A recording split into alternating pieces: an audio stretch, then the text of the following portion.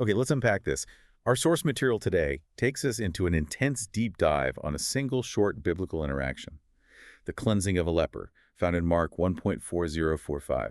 What we have in our hands is an outline analyzing this event, extracting a highly specific 7-point blueprint for seeking deliverance, and then detailing the surprising, maybe even harsh, consequences of zeal when it overrides, well, precise contextual obedience. That's right. And what's really critical here is recognizing that the source material treats this ancient miracle, the cleansing of a leper being one of the rarest events in Israel's history. It treats it not just as history, but as a roadmap for transformation, almost a blueprint. Our mission is to understand the framework this material proposes, analyze the sheer depth of uncleanness it defines, and figure out why silence right after receiving the ultimate blessing could ever be a mandatory command. It's a fascinating paradox, isn't it? We start by stepping into the world of this leper. So Section 1 focuses on the physical reality, the plague, the isolation. We really have to grasp the magnitude of what he faced. Yeah, and to do that, you have to look at the law, specifically Leviticus 13.46. Leprosy wasn't just a medical condition, it was seen as a devastating plague. It was shameful, it made you officially unclean, and it mandated utter isolation. I mean, total isolation. The leper had to dwell alone, barred not only from the temple and the synagogue, but from his own family and the camp itself. And that physical isolation is exactly the bridge the source material uses to connect to the spiritual side of things. It says this state-defiled, ashamed, barred from the sanctuary is directly comparable to the spiritual state of sin, being spiritually unclean and separated from the presence of God. Exactly. And this heightens the drama of the encounter. Why was this man so desperate to find Christ? Well, the source reminds us of the historical context. Before this, the cleansing of a leper was practically unheard of among the Israelites. That's a really important insight we maybe skimmed over before. Let's just pause on that. The sources note only Miriam and Naaman had been cleansed of leprosy before this specific moment in Mark. Right. And Naaman wasn't even an Israelite. He was Syrian. So for the people of Israel, this plague had been utterly incurable for, well, possibly a millennium or more. There was no medical fix, no priestly rite that could heal it. Only God could intervene directly. This means the leper approaching Jesus wasn't just asking for a cure. He was approaching someone he believed possessed this unique power previously reserved for God alone. So his approach wasn't just a hopeful request. It was an act of profound, desperate faith rooted in that whole historical context. Which brings us neatly to the 7 instructional steps the source extracts from the leper's actions in Mark 1.4045. And these 7 steps aren't passive, are they? They detail an active pursuit of cleansing. Precisely. Let's break down the significance of these action steps because they highlight what the source defines as the required approach for spiritual deliverance. Okay, let's start with the first 4. These seem to focus entirely on the leper's internal state and his request. Right. First, volition. He came, pleading and praying out of his own will. The source emphasizes that need for personal, self-initiated connection. Second, humility. He knelt down and worshipped. He didn't demand. He submitted himself. Third, specificity. He was definite in his prayer, make me clean. Not just heal me, but cleanse me. He knew exactly what he needed. That point on specificity, make me clean, feels important. Why that exact phrasing, according to the source? Well, because the goal wasn't just physical restoration, it was about ritual purification. Leprosy meant uncleanness. So the prayer for cleansing implies a restoration back into the community, back to the sanctuary, not just, getting physically better. And fourth, faith. He expressed total faith in Christ's power, stating, "Thou canst make me clean." He fully acknowledged the ability was there. Okay.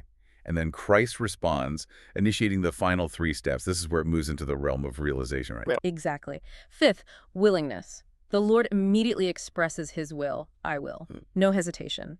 Sixth, verifiable reality. The miracle happens instantly. The source notes the visible transformation, the rough skin becoming smooth, maybe even fingers and toes restored. And this required him to go shew thyself to the priest, making the miracle public, verifiable, official. And that connects to the 7th point, testimony. Yes. That verification by the priest, that was intended to be an authoritative testimony, a signal to the whole nation of Israel that the Messiah had arrived, fulfilling ancient prophecy. Okay, this moves us smoothly into Section 2, where we analyze the scope of that cleansing. The whole encounter, it was kicked off by something deeply emotional and intentional.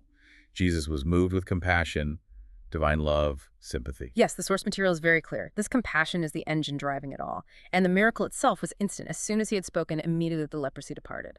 No waiting period, no slow recovery, just gone. And we notice the difference in method sometimes, which shows Christ's complete freedom. He wasn't bound by one way of doing things. Here, with this single leper in Mark 1, Jesus actually touches the unclean man. He breaks the purity laws, essentially, to restore him. Right. Contrast that with the story of the 10 lepers in Luke 17.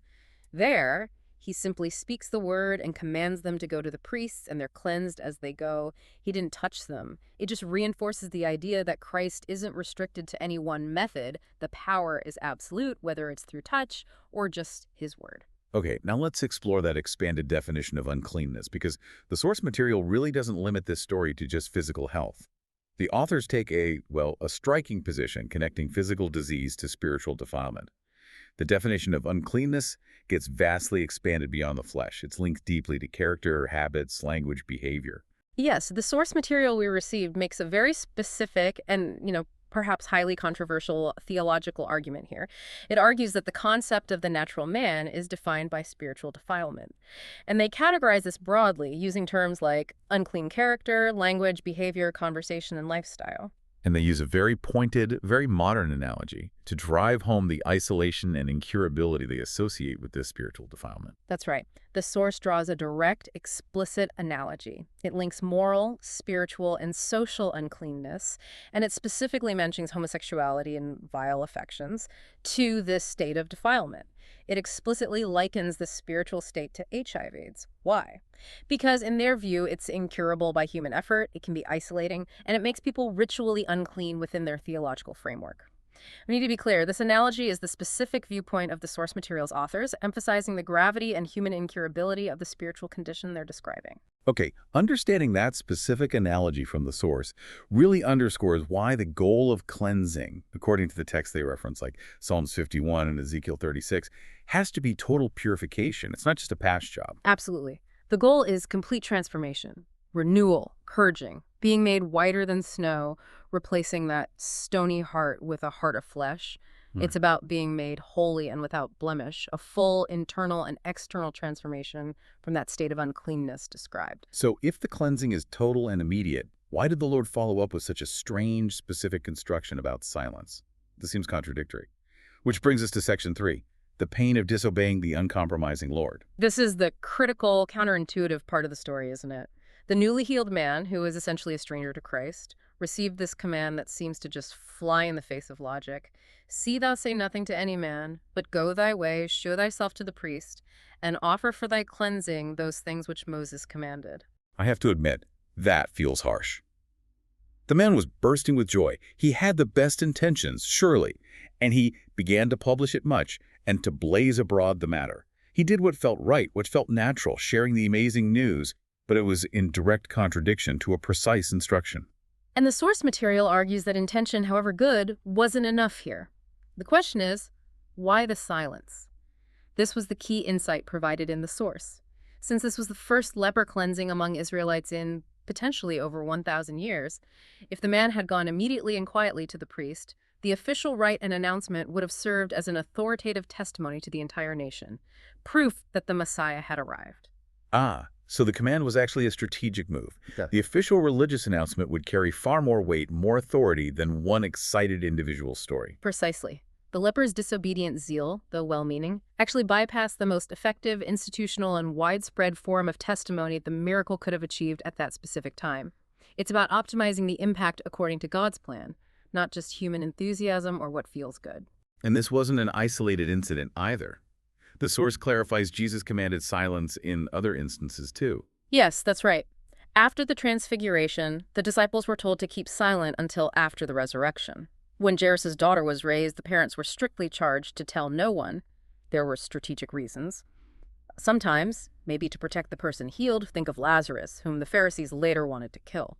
And sometimes, probably to prevent the crowds from trying to force Jesus into being a political king too early, which would have short-circuited the whole plan leading to Calvary, the timing was absolutely crucial. And the cost of the leper's disobedience in this case was immediate and severe for Jesus' ministry.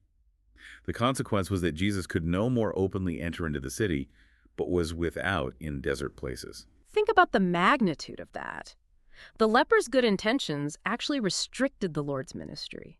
It separated Christ from the crowds, from the very people he wanted to reach, to touch, save, and deliver. The lesson hammered home by the source is profound.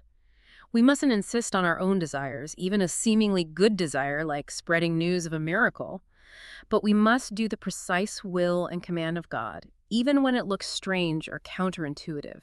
As the source quotes from Isaiah, "My thoughts are not your thoughts, neither are your ways my ways, saith the Lord."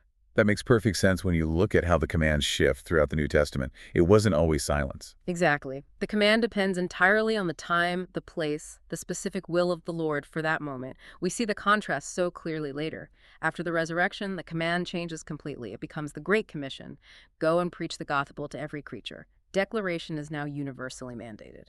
And there was even an earlier exception right in the middle of Christ's ministry, wasn't there? Yes, the man healed in Mark chapter 5, the Gerasene demoniac. Jesus explicitly told him, "Go home to thy friends and tell them how great things the Lord hath done for thee," which just confirms the core point. Obedience must be precise and contextual. The command for the Gerasene man was immediate declaration. The command for the leper in Mark 1 was initial strategic silence aimed at a later institutional declaration. You have to discern what he has ordained for you for that situation, whether it's silence, using an official channel, or direct witness to your immediate circle. So wrapping this up, what does this all mean for us? We started with a man desperate for ritual purification from a devastating condition. We established a 7-step blueprint the source identifies for seeking that connection. We grappled with the source material's expansive definition of spiritual defilement and its very specific modern analogy. And ultimately, we discovered that even after receiving the ultimate miracle, a failure to adhere to a precise command actually led to restricting the healer's accessibility. Yeah, and this raises an important question for you, the listener, doesn't it? The source emphasizes that whether you're called to silence or to public declaration, the objective is always to execute the specific, defined will and command of God, not simply what appears good, great, or beneficial to you or seems logical. The final challenge, quoted in the source, is a powerful one. Rise up and receive, and then you will go out and reveal. It implies a sequence, or readiness. Think about that duality. This story really challenges the assumption that sharing a miracle is always the first and best reaction. How do you ensure your desire to spread good news aligns with the precise, strategic necessity of the moment, especially when the command feels, well, counterintuitive? Definitely something to mull over until our next deep dive.